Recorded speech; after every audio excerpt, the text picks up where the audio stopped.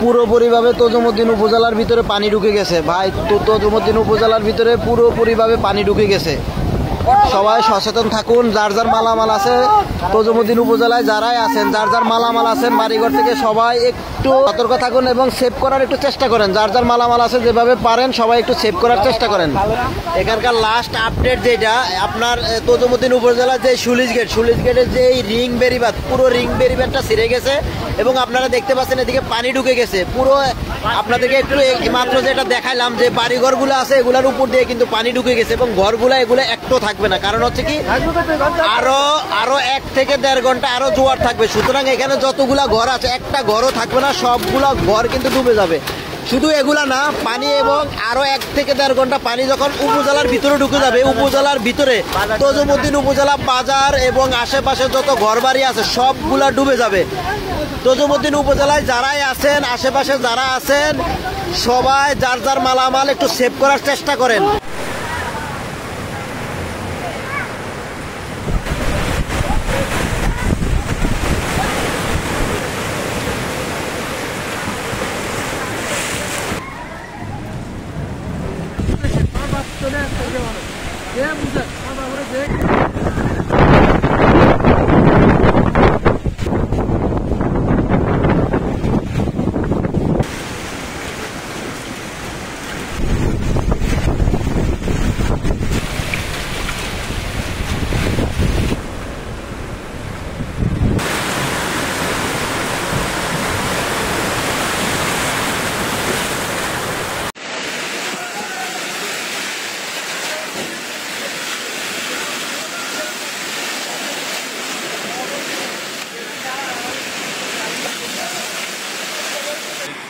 নোয়াখালী দ্বীপ উপজেলা হাতিয়া নলছিরা ঘাটের বর্তমান